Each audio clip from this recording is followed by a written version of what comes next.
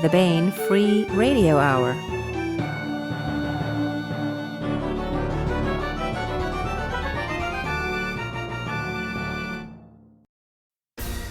On the podcast, blank stares turn out to be the fingers of Cthulhu, reaching through a face to grab your soul's pocketbook.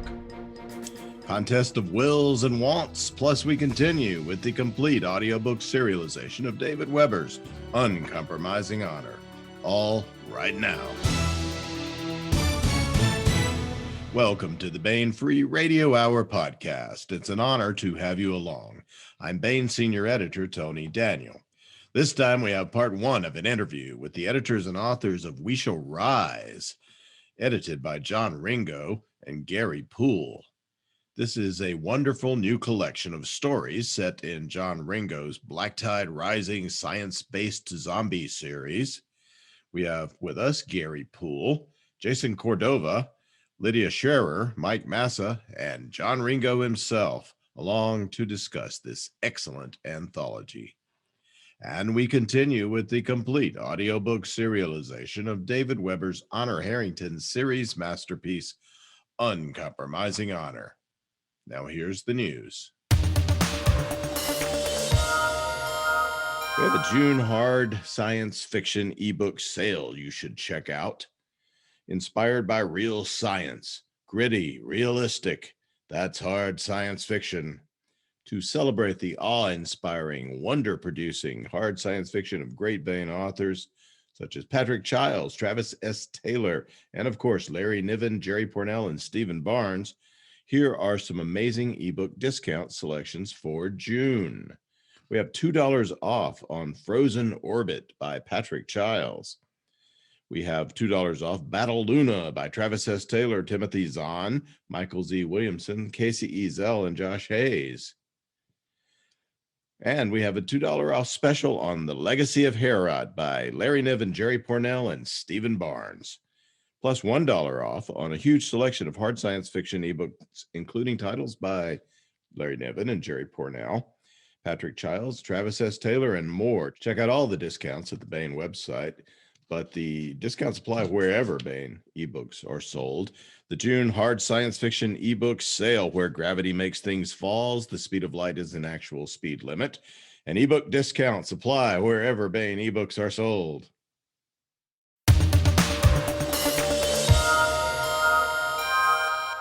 This is part one of a two-part roundtable discussion of We Shall Rise. Part two will be available next week on the podcast. Hey, want to welcome John Ringo, Gary Poole, Mike Massa, Hello. Cordova, and Lydia Sherrer to the podcast. Hi, folks. How's it? Hello. Hey. Hi, Tony.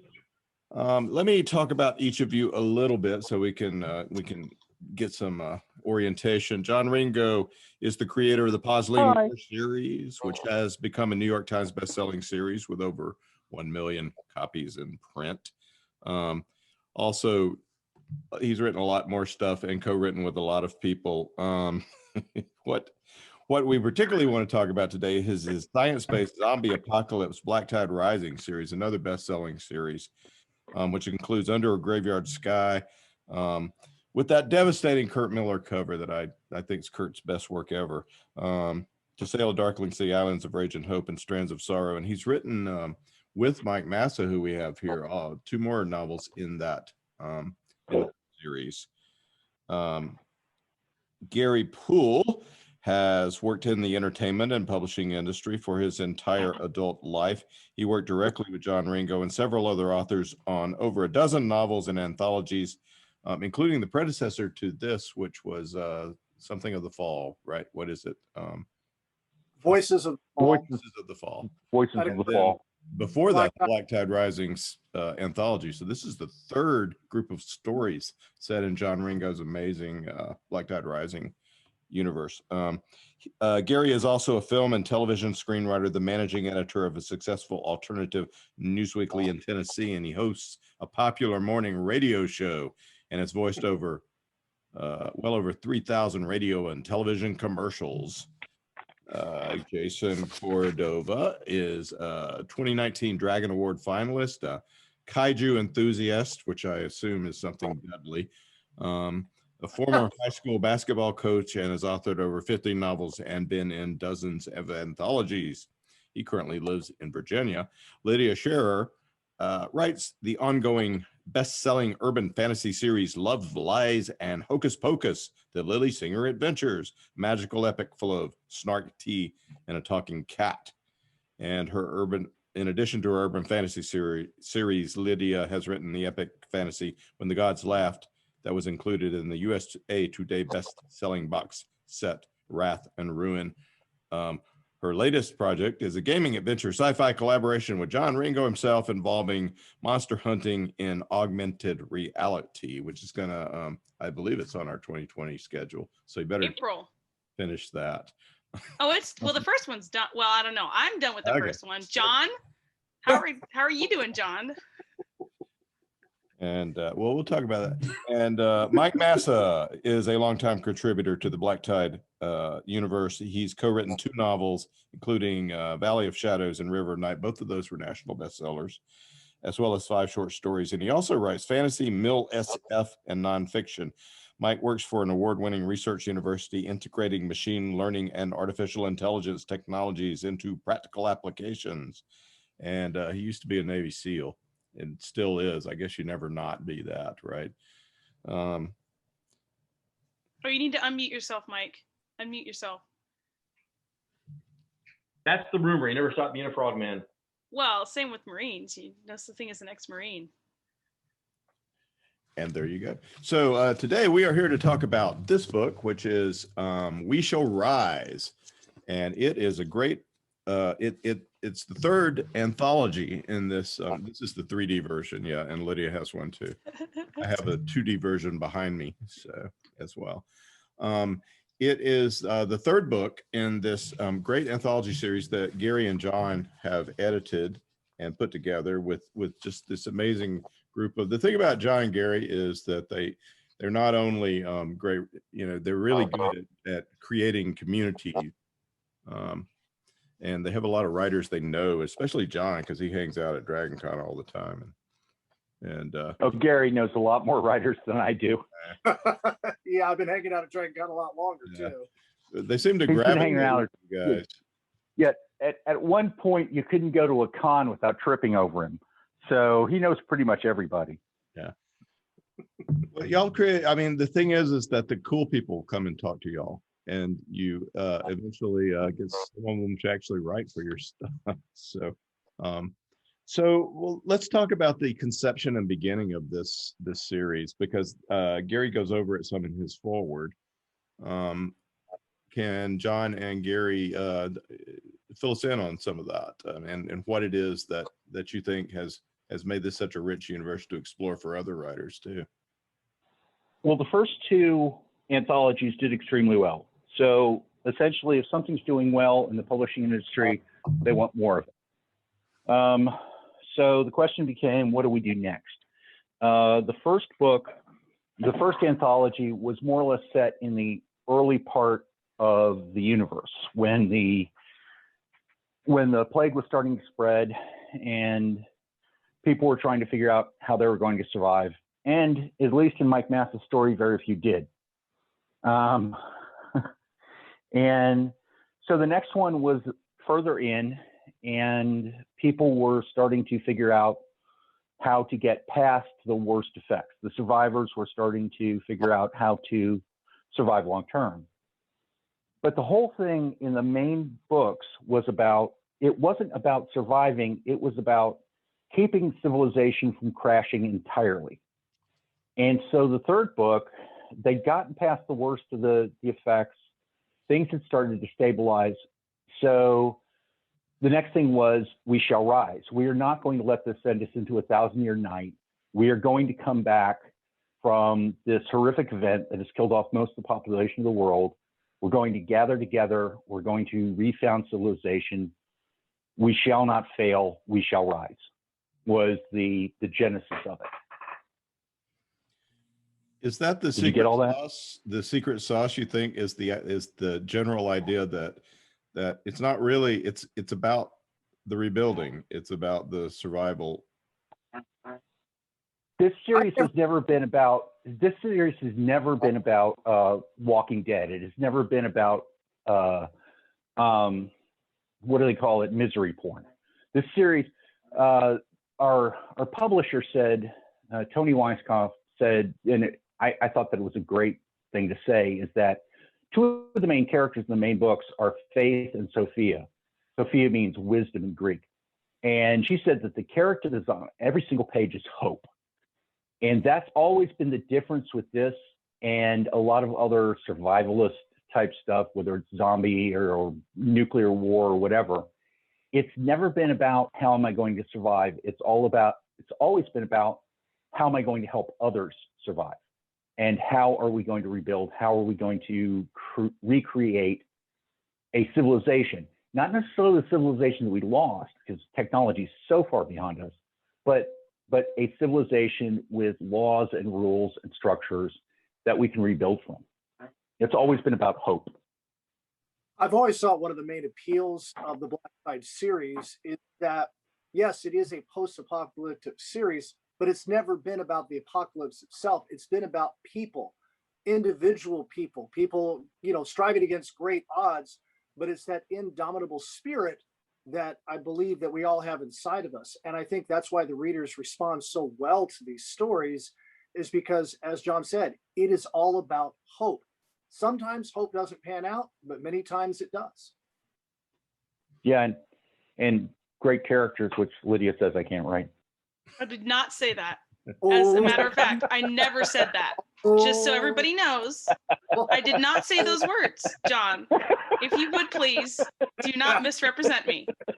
What I did was obliquely imply that you write even better action scenes and even better logistical world building. That's all I obliquely implied. You can definitely cut this out, Tony, by the way. Definitely cut this out. No, hell, leave it in. Leave it in this. I mean, sure, whatever. I don't care. As long as everybody knows that John is misrepresenting me, then sure, that's fine. John, we love you, and you're a great writer. Yes, I do. Mwah. And Lydia, you know I like messing with people, right? Yes, I do. Yes, I do. You're fine. I can take it. Really, I can take it. Like me, I'm good. Oh, by the way, you do realize that Jason Cordova has a story in this anthology, right? Who? Who? It's never gonna die. Yeah. Feel the love. So Jason, I'll say that. So at least John rags on me. Hi, like at least he knows I exist. You know. Yeah, no, like I'm not kidding. When John sat down next to me on that panel and he looked at me and said, "What are you doing here?" I'm like, "Dude, I'm in the anthology." And this was the first one. I said, and he just stared at me for dumbfounded, like, "You are?" Jason, I like messing with people. I've known you for how many years? I mean, I've known you for 10 or 15 years. I know who you are. I knew you were in the anthology. Well, Jason, this time your story ended up being the cover art, so it'd be hard to miss. I did that The deliberately. most Bane cover ever. That cover, the most Bane cover ever. Yeah. Jim Bain wishes that he was still alive so he could see the cover. Because It totally reflects. Jim would have it printed out. Jim would have it printed out oversized and used it for wallpaper. We have to give Kurt Miller credit. The first Black Tide Rising Universe cover with cheerleaders and guns and explosions on it, right? This is not the first one. Have you seen this one? I have. It's a great cover, but the very first anthology was likewise cheerleaders, pom-poms, guns, and explosions. But it's backlit, Mike. It's backlit, so you can't see all the juicy details as well. Like, look at it. See, it's backlit. Yeah, there's a lot of more detail in this. The Catholic schoolgirls, yeah, is definitely better. I thought those Mainers on the cover of what was Voices of the Fall were pretty good looking people from Maine. I've never seen them look quite so sexy. Oh yeah. That was Brendan's story, right? That was. We would like to apologize to all of our main viewers and fans because we all know that main fans are incredibly attractive people. I don't know. It must have been, I think that those were the ones that have been going to the gym a lot. So. Are we going to have to hand everyone a shovel in this podcast because people are digging holes here? Well, why don't we talk about, since we were discussing the non-existence of Jason Cordova, why don't we talk about his story, Appalachia Rex, which is the cover story of the anthology. So we begin in a Catholic girls' school. It's more of a preparatory and reformatory school. It's based off of a boys' home, actually, in the area where the story takes place that I worked at for about 3 years. And I lost about 20 years of my life from working there. But I just flipped it on its head because I've wanted to have a Bane cover since I started writing in Bane anthologies like 7 years ago. And I watched how the Black Tide Writing universe has progressed in the cover art. And I'm like, I know how to get on the cover. I've got a character. I know how to work this. And Tony will only beat me a little bit when she sees it. And I told Gary when I submitted it. The next anthology is going to have zombies in a strip club. I know it will. All right. John, you might recall, seriously, for our first novel together, one of the cover proposals was the pole dancer with the zombies attacking, explosions in the background, and a couple of 50 cals. And Tony said, "Love it." I don't see why you guys think that's funny.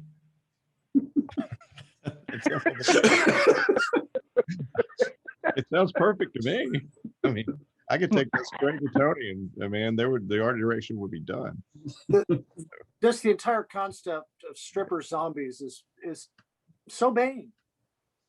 Well, but they already strip, so isn't it kind of like pointless? That's not true. They're already stripped, so they rip off their clothing. Well, yeah, but the tough part is teaching them pole dancing. Oh, okay.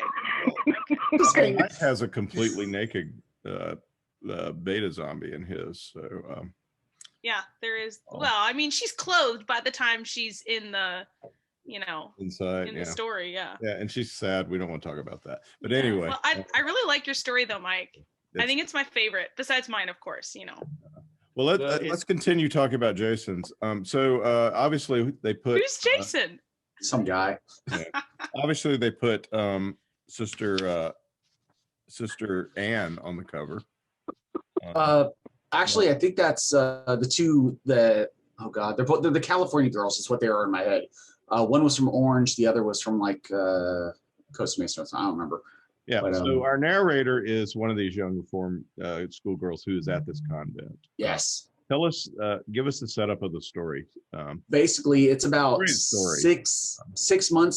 months after the fall of the United States, and they're starting to rebuild.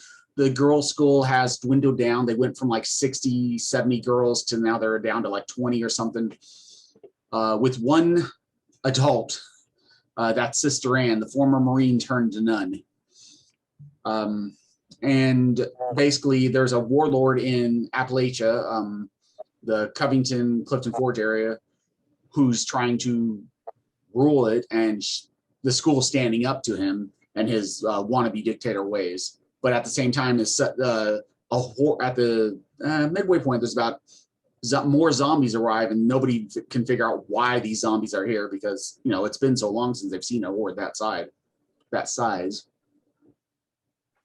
So Lucia is one of the girls. I can't actually find where you ever wrote the name down of the narrator. Jason, did you ever write her name down? Who's narrating it? I'm pretty sure I did in the beginning. I don't have my copy. Well, not in the first paragraph. You don't. Well, Sister Anne refers to her. At some point. I think we're Maddie. Maddie, thank you. There we go. Maddie, yeah. right? Because Chris Smith. One of the other authors, Chris Farrell Smith, I was talking to his daughter one day when I went on to visit, or they were here visiting, I don't remember. And I told her I was just going to name a character after her. And she's like, yeah, whatever. And I was like, okay. So yeah, Maddie. and the Rex part of the Appalachia is the fact that this guy named Dale has decided he's going to set up a separate kingdom. Now, what is the border here? So this thing is in Virginia, and it's a state border, right? So which makes it pretty much encompasses Bath County, Botetourt, Allegheny counties, all the way into West Virginia. So pretty much where the upper and lower Gully meet. And that's the river that all the way to. Well, no, the river that floods is actually a part of the Jackson River, right where the Jackson and the cow pasture meet and form the James River. I live like right on that point, and that's where the school is almost at as well. And they're talking about the dam that broke, which was up in Muma, up the road from us, and that dam actually looks like it's about ready to fail. So it wasn't a hard stretch to just say, hey, look, the dam failed. Wiped out Jackson River. Yeah, there's a lot of dam action in this universe for some reason. Well, they require a constant. John did their. Sorry. Yeah, go ahead. I was just saying they require constant maintenance. So 6 months without anything happening, you're going to start seeing problems. Older dams, like the one I used, they're going to see failure at a much faster and greater rate. Hmm. Yeah, So, one of the things that we looked at for another book was, which is still under consideration, is essentially one of the surviving members of the Army Corps of Engineers finally getting face-to-face with somebody senior in the recovering American government and saying, if we do not get on infrastructure right now, it will knock us back 200 years. Because infrastructure is a huge issue in this situation. And we almost made We Shall Rise be essentially all about infrastructure. You know, you've got to write about infrastructure. So Jason actually hit the nail on the head with that, because you're starting to see infrastructure failures. And the single most critical piece of infrastructure in the United States is what? Anybody? Dams. No. What is the single most critical one individual item? What is it? The sewer system of New York City? I don't know. What? Rivers. The Appalachia water diversion system. And has anybody, I mean, besides me, ever heard of it? Mike Massa? I've driven past it. Yes. We talked about it for Who's the novel, John. Oh, I did? Yeah. Because the thing about it is that if the Appalachia levees and water diversion system fails, the Mississippi River changes its course, and it will go over over bridges, which will be very difficult in that situation to remove it.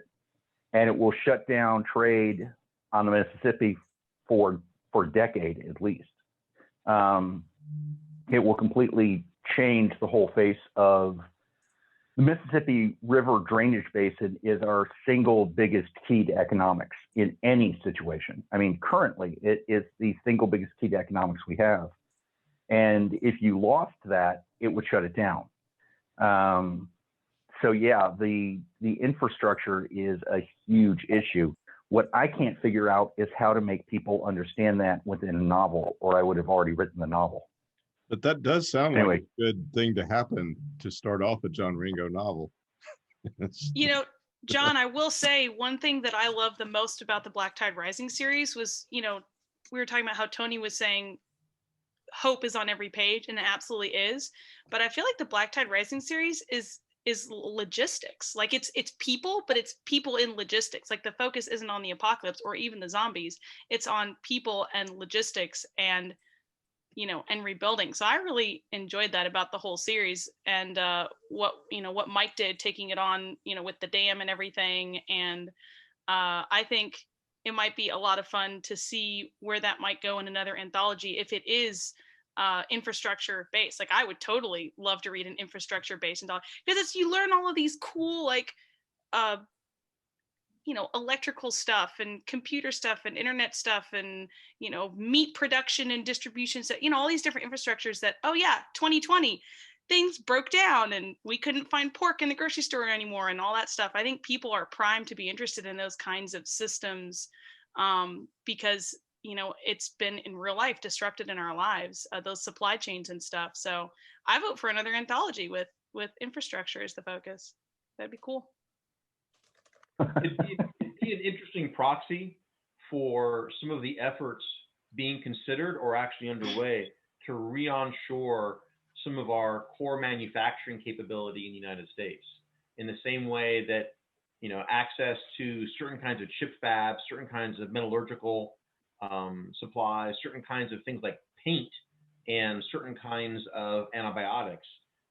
If we just don't make them in sufficient quantity here in CONUS anymore. So that would be an interesting sort of metaphor. I think it also helps people appreciate things that everybody takes for granted. Like, we just take it all for granted. It just exists and we assume it'll always be there. But, you know, I think it's something a lot of writers skip over when they do apocalypse fiction.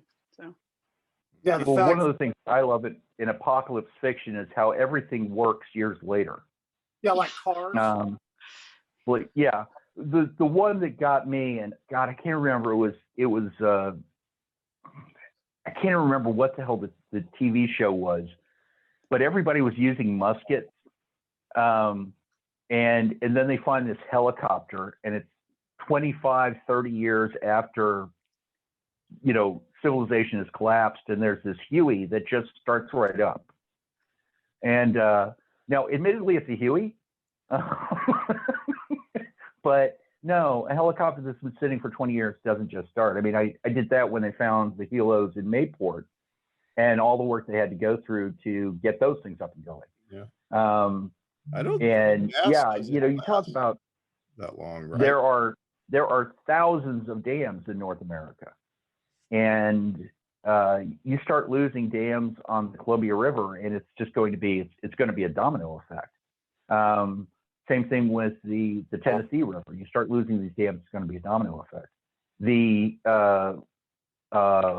book that Mike and I wrote had people who had holed up in the dam that were from TVA, and it was, we've got to keep all this stuff working until people start to come back and things start to come back, because if we don't, it all gets screwed up.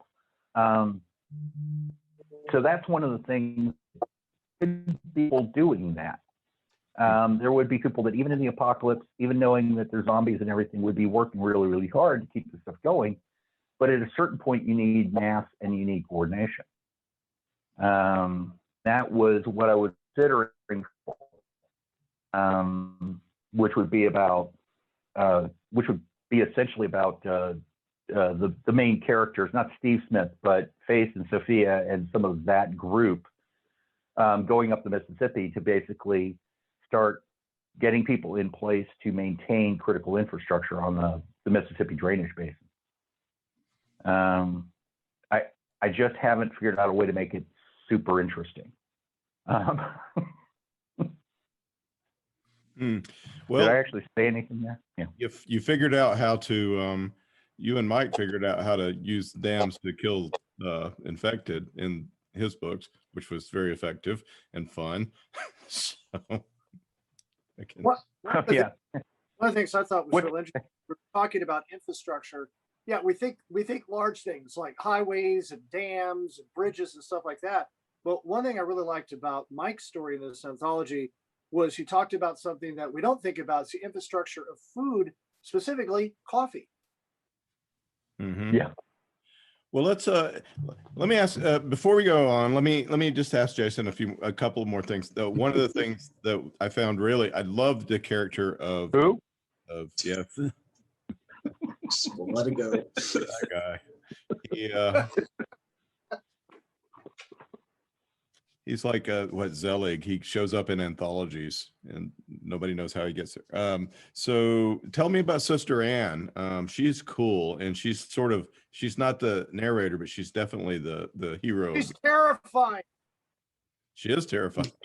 Gary's afraid of her for some reason. I needed a focal point. I needed a voice in there that was understood what the girls were going through. Because I mean, you've got literally teenage girls trying to watch younger girls and the world is melting down around them. And none of them are from the area. Like none of these students come from the area. They're all from all over the country. So they don't know any idea what's going on with their families.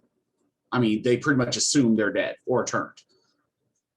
So I needed the focal point to be the emotional and mental stability block, or stable block. What's the word? Foundation. There we go. To build them on, to help them make the right decisions to move along in the story. And Sister Ann came about from that. I actually kind of combined what makes her, and she was a lot of fun. Say that again real quick, because I think my internet went out for a moment and deleted you. Oh, that's your most crucial. That was a lot. No, just the last part about Sister Ann.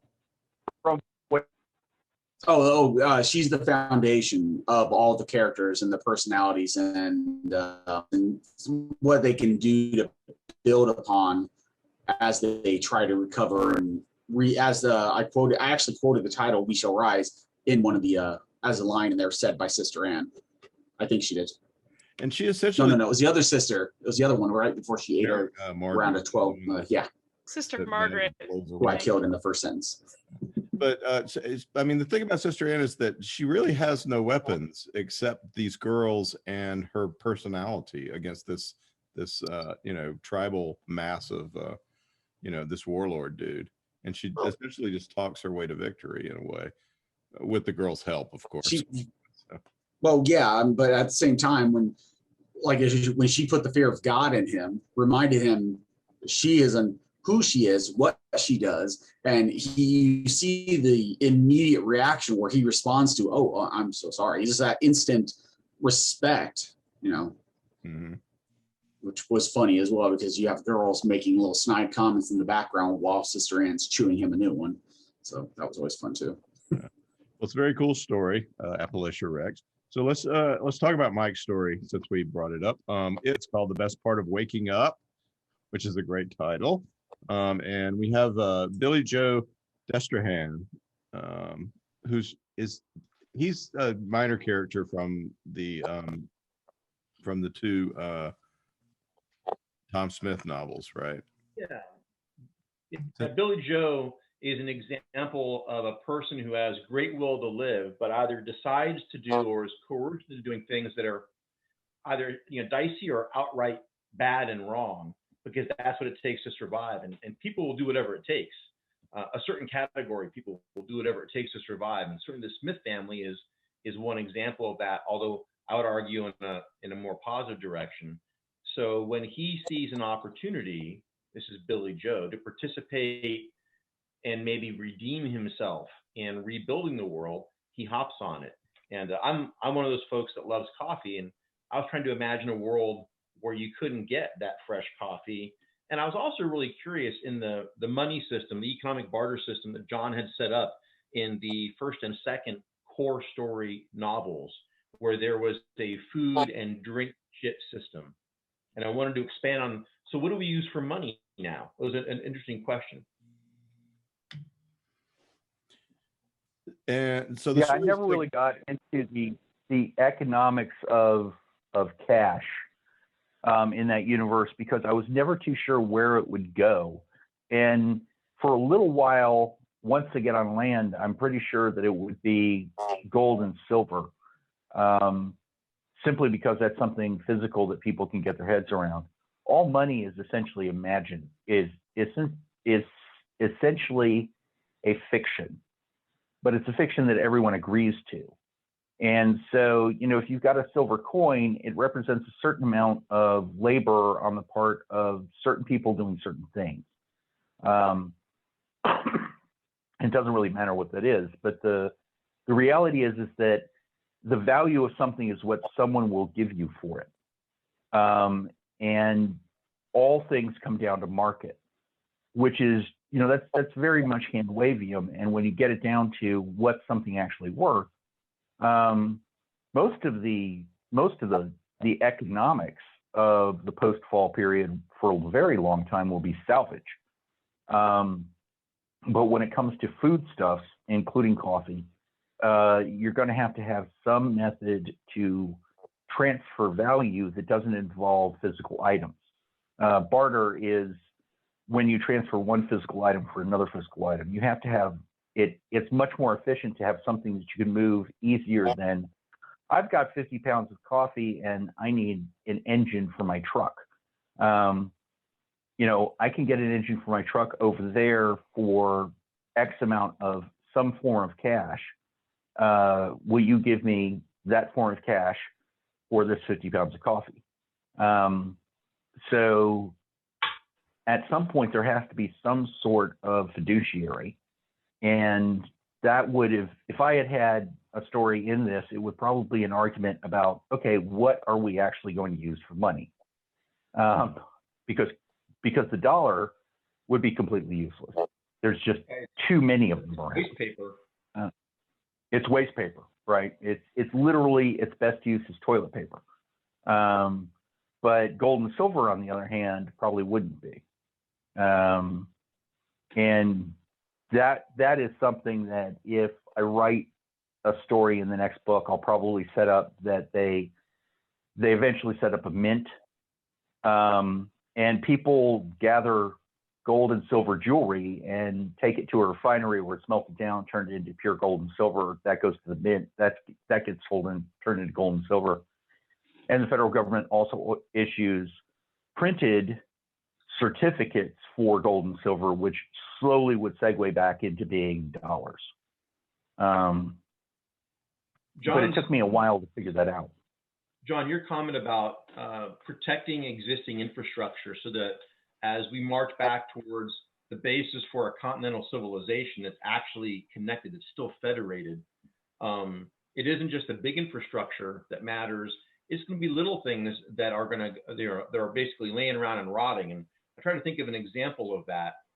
It occurs to me that, in the world of 2012, 13, and 14, there are tens or hundreds of millions of cell phones, and talk about something that's worthless now. There's no power readily available to charge them, and there's certainly no cell network to use them. But the gleaners in the two novels that we shared, although they were fundamentally evil, the guy in charge was brilliant, and he knew he could see ahead to it makes sense to save everything you can. So he was warehousing and cataloging everything. You find a cell phone, you pick it up, you stick it on the shelf. We'll need something like that or its components later, because we're not going to be able to make what it's made out of for a very long time.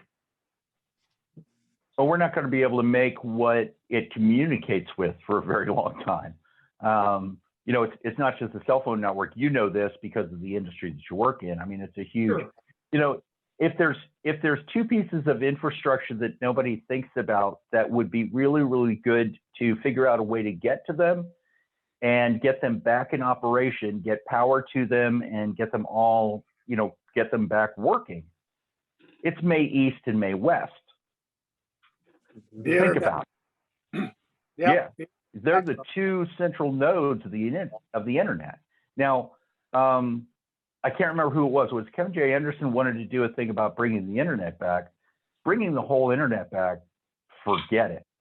But satellites are still up there, and you might be able to get satellites operating. But the thing to remember is we're talking about 2012. We're not talking about Starlink, because this all started in 2012. But every satellite is essentially a server as well. So if you got the satellite networks working again, which they are in part, because we know that because they were using sat phones, you essentially have the beginnings of an internet, but you really kind of need to start setting up the primary nodes. Anyway.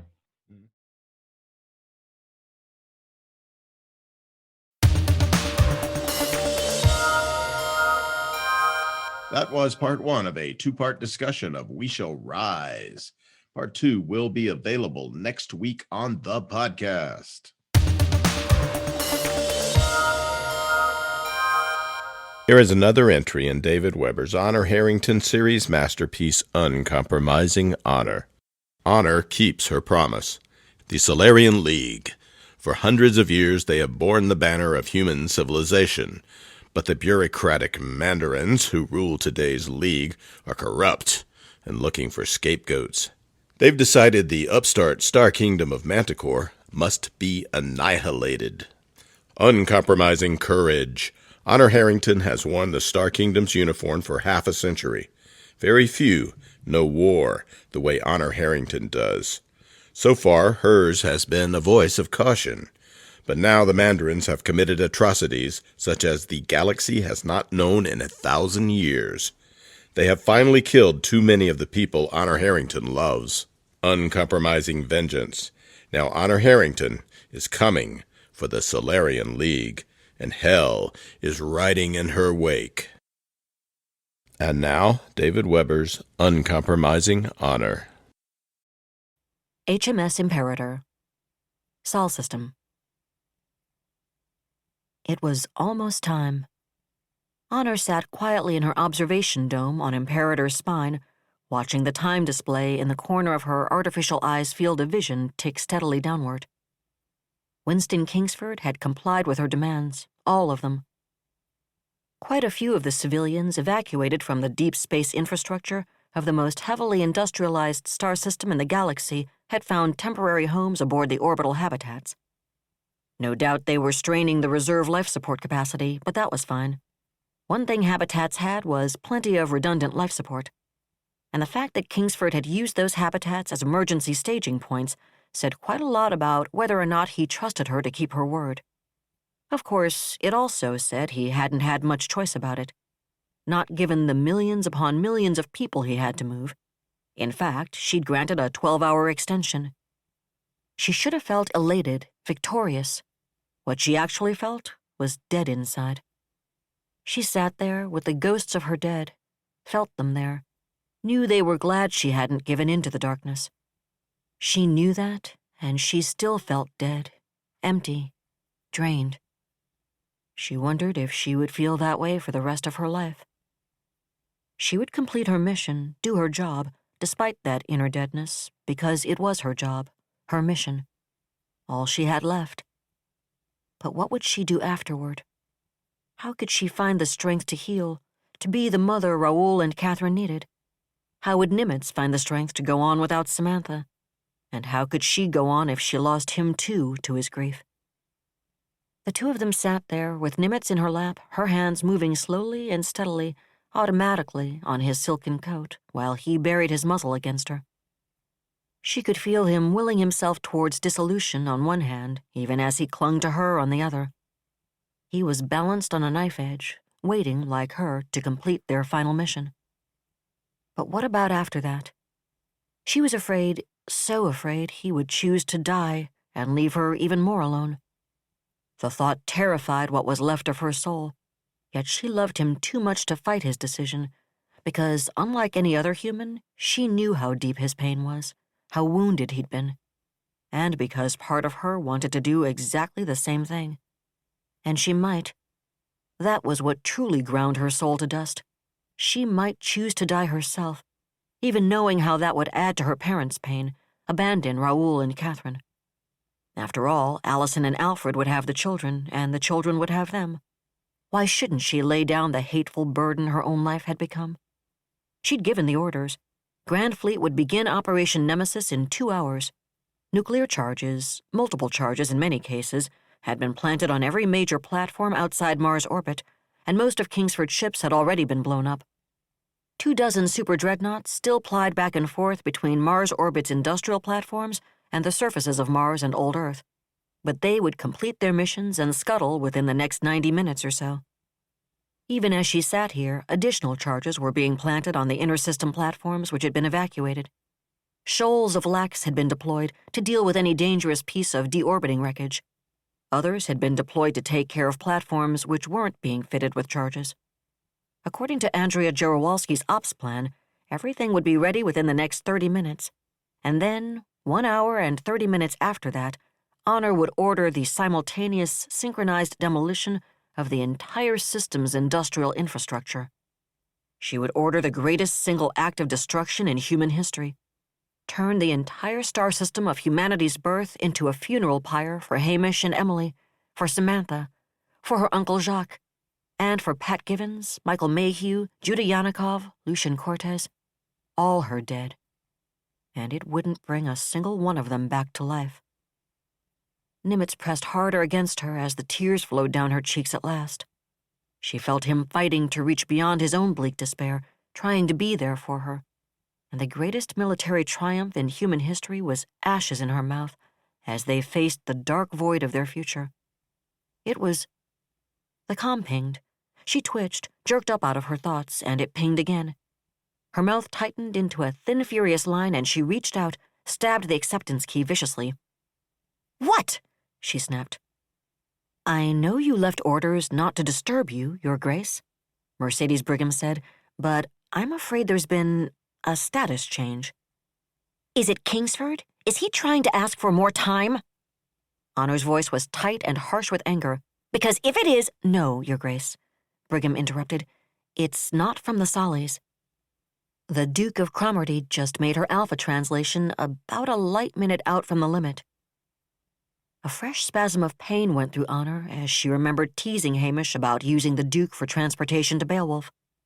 But even more than the pain, she wondered what could possibly have brought Duke of Cromarty here. What was Queen Elizabeth's personal yacht doing in the heart of the Sol system, when her skipper couldn't have known before he arrived what he'd find waiting when he did? Of course, the Duke wasn't like most yachts, was she? She was an Agamemnon-class BCP, fitted with Keyhole 2 and cutting-edge defensive and electronic warfare systems. For all intents and purposes, the Navy had taken a frontline battlecruiser, turned a quarter of its magazine space into luxurious accommodations for the Empress and up to 150 or so guests, provided it with a picked crew of combat veterans, and called it a yacht. But for all the potency of her armament, she wasn't really a warship. So what was she doing here now, of all times? She looked back out at the stars and debated telling Mercedes to handle whatever it was that Duke of Cromarty thought was so desperately important, but she couldn't. "A light minute out?" she repeated. "Yes, Your Grace. But it was a crash translation. She's still carrying a velocity of over 16,000 kps. Honor winced. For Duke of Cromarty to re-enter N-space with that much velocity, she must have hit her downward alpha translation at maximum velocity. Honor had done the same thing herself upon occasion, and so she knew what that must have done to the stomachs of every man and woman aboard her. "Captain Firestein hit it almost perfectly," Brigham continued. "She's decelerating straight for us at 5.5 kilometers per second. She'll rendezvous with us in just over 51 minutes, and Captain Firestein requests permission to come aboard with urgent dispatches as soon as she does." Honor frowned. Firestein wanted to hand-deliver a dispatch? Why? It made no sense. Then again, nothing else made sense, did it? And, she checked the time again, Firestein would reach Imperator 57 minutes before she had to execute Nemesis. No doubt she could deal with whatever brought him here before the deadline, and perhaps she could use the diversion. Maybe it was even a good thing. Unless Firestein's dispatch had been sent because Elizabeth and Willie had changed their minds. Her mouth tightened dangerously as she considered that possibility, but then she shrugged again. It was unlikely Elizabeth Winton, of all people, could have changed her mind, and if she had... "Cross that bridge when you get to it," she told herself. "All right, Mercedes," she finally sighed. "Please meet Captain Firestein when he comes aboard. Escort him to my observation dome." She smiled wanly. "Tell him I apologize for not meeting him personally." "Of course, Your Grace. I'm sure he'll understand." "In that case, I'll see you, both of you, then," Honor said. She killed the connection, gathered Nimitz back into her arms, and sat gazing out at the stars once more. The admittance signal chimed, and Honor stood, Nimitz cradled in her arms, and turned to face the hatch as she waited for Spencer Hawke to escort her visitor in. But when the hatch opened, it wasn't Hawke who stepped through it, and she froze. He was as tall as she was, although he leaned heavily on a cane at the moment. His right leg seemed thick and swollen under his uniform trousers, because it was in a cast or a splint, a corner of her brain realized. His hair was dark, dramatically silver at the temples, and his face was lined with fatigue, pain, worry, and grief. His eyes were bluer than a sphinx sky. A tree cat rode his shoulder, and he couldn't be there. He couldn't. She stared at him, heart thundering, unable to speak, unable to breathe. Not a muscle moved. But then her mouth quivered suddenly, and Nimitz reared upright in her arms, green eyes blazing, his mind glow a forest fire, as he too tasted their mind glows, tasted the fire neither of them had ever expected to taste again, drawing them up out of the dark valley where the two of them had been so cold and alone so long, so focused on one another that they'd never even sensed it coming down the passage towards them. "Honor," the newcomer said softly, so softly. She tried to reply. She tried, and she couldn't. She just couldn't. The silence stretched out as he stood there, braced on the cane, staring at her. And then she never remembered moving, but suddenly she was in his arms, her vision spangled by tears, her face buried against the side of his neck, feeling the firmness of him, tasting the glory of the mind glow she'd known she would never taste again, and the wonder and the disbelief and the sheer searing joy of it smashed over her like the sea. But how?" she asked a lifetime later. They sat on one of the observation dome's couches, arms still about one another. Nimitz and Samantha were curled so tightly together across their laps that it was impossible to know where one cat began and the other one ended. But perhaps that was actually the point, because there wasn't a spot where one of them began and the other one ended, any more than there was a spot where Hamish began and she ended. "We were lucky," he said softly. "We never actually made it to the conference. When the Solis turned up, traffic control diverted us to the nearest docking point, way the hell and gone out in the boonies. Jacques figured it would take us 45 minutes or an hour just to get to the hub. But then we hit a freight shaft that was down, so we were stuck in a supervisor's module on one of the industrial booms." His eyes darkened in memory, and with the awareness of what would have happened if that freight shaft hadn't gone down. "We had some warning after Gamma blew," he continued. "Fortunately, Tobias was even more paranoid than I was, and Jacques was a lot more familiar than me with Beowulf and platform design and SOP. Tobias found the emergency suit locker even before Beta went up. The damned thing wasn't properly marked, and he had to smash open half a dozen before he found the right one, and they were Gumbies." Honor nodded against his shoulder. No one knew where the term Gumby suit had come from, but it had been applied since pre-diaspora times to the loosely fitting emergency vac suits designed to accommodate the broadest possible range of human shapes and sizes. They were uncomfortable, and it was far harder to move in a Gumby than in a skin suit, but they weren't designed to be comfortable. They were designed to keep someone alive, at least long enough for someone to rescue her, but they were loose enough we could fit Sam and BCB inside with us, especially Jacques and BCB. The two of them had a lot of room. Hamish twitched a brief smile. "It wasn't comfortable, especially for the cats, but it worked, and all three of us two-legs managed to suit up before the big one." His smile vanished, and his blue eyes went dark and haunted. "We knew what it was, of course. According to Captain Neitz, whose people pulled us out, we were less than 500 meters beyond the total destruction zone. The truth is, we shouldn't have made it, Honor. We really shouldn't have." Her arms tightened fiercely, and he made himself smile as he hugged her back.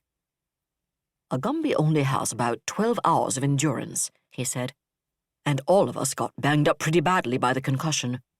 Jacques and BCB got hurt worse than Tobias, or Sam and me, but I came out of it with a broken leg.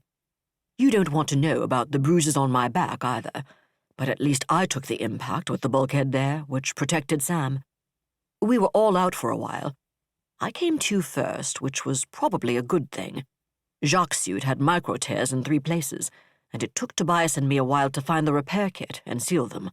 By then, he'd lost half his air. But he'd also come round, and he was the one who steered us to the access point for the liquid oxygen storage system." He paused and shook his head, then actually smiled crookedly. "We umbilical to the locks and the emergency power reserve. That gave us plenty of oxygen and enough juice to keep the suits up. But we wouldn't have made it anyway without Neitz and CPO Larkin. And it was even worse for the cats in a lot of ways. They didn't have helmets or any way to see a damned thing. and by the time all 4 of us had been suited up for 6 damned days, things got pretty fragrant. Gumbies aren't set up for recycling the way skin suits are, so waste disposal was a problem, and all of us were badly dehydrated by the time they finally found us. Jacques Gumby was out of painkillers by then, too, so it was probably a good thing he was only semi-conscious. They've got him in a hospital in Colombia right now, and BCB's with him. Both of them will be there for a while, Honor, but they made it. They're going to be fine, and Tobias is out in the passage with Spencer right this minute. In the meantime, I really wanted to see you as soon as I could, so I grabbed the Duke and headed after you. You mean you wanted to catch me? Let me know you were alive before I committed my very own Eridani violation, she thought, tasting his mind glow, knowing how well he knew her. That's what you were afraid of. And you were right, love. So right. But if you'd known the rest, if you knew what I've already done... I'm glad you did, she half-whispered. So glad. But Hamish... Emily, shh. He held her close. I know. They told me. But what they didn't tell you, she said drearily, is that I killed her. I killed her, Hamish. I went to tell her you were gone, and I killed her. She died in my arms, and I'm the reason she did. The tears broke loose as she admitted it, as she said the words to someone else. She felt the sudden instant rejection in his mind glow, but he didn't know. He hadn't been there. He hadn't seen it happen. That's enough of that. He snapped so suddenly, his voice so hard, she tried to jerk away from him. But he wouldn't let her do that. He held her, and she slumped back, hiding her face against his shoulder. Honor, he said far more softly, and she heard the pain in his voice, tasted its reality in his emotions. You didn't kill her. She was already dying. I knew that. She knew that. She just hadn't wanted to tell you. She stiffened, and he stroked her hair. Honor, love. Emily was on borrowed time from the day of that air car crash. We always knew that. Without her life support chair, she would have... His voice broke, and he had to stop, inhale deeply. We always knew it could happen any time, he said finally. We always knew. And then there was you. Sweetheart, you never knew her before. I don't think you could have any possible idea, even with that empathic sense of yours, what a difference you truly made over the last couple of years. You brought her so much joy, and Raoul and you and your mother brought her Catherine. You know how much she loved the kids. You know that better than anyone else in the universe, and without you, she would never have had them. Without you. His voice broke again. Then he drew another of those deep, shuddery breaths. You went to tell her yourself, before she heard it from anyone else, and that's exactly what I would have expected you to do, to be there for her, instead of letting her hear it over a newscast, see it on one of the boards. To be there with her when she found out. I wasn't there, but I didn't have to be because you were. You say she died in your arms? Then you gave her the greatest gift of all, and I know it hurt, and I know it will always hurt. But I envy you because you were there when she needed you most, and I can never thank you enough for me, not just for her. So don't you ever tell me you killed her. Whoever planted those bombs killed her, just as surely as they killed Tom Caparelli, Pat, Francine and Tony, and Michael Mayhew and all the others. She trembled, still unable, or perhaps unwilling to relinquish her guilt. Yet deep inside, she knew he was right. She had been there, and she remembered the incredible power, the final splendor of Emily's mind glow. And as she remembered, she admitted to herself at last that the pain in that mind glow had been grief, Emily's awareness that she was leaving Honor alone, not fear of death. Never fear. Not in that dauntless, blazing mind glow of the woman she'd loved. And even as she thought that, she realized Hamish was right about who'd really killed her. Maybe you're right, she said, withdrawing from his embrace. Rising to her feet while Nimitz and Samantha moved to Hamish's lap, She looked down at the three people she loved most in all the universe, and she nodded. Maybe you're right, she repeated. And whether or not you are, we have a message to deliver. I know. He met her eyes, and his were almost as cold, almost as focused as hers, as he saw the salamander looking back at him. I know, he said. So, I suppose there's only one thing left to say. She arched an eyebrow, and he gave her a tree cat smile. Let's be about it, Admiral Harrington, he said softly.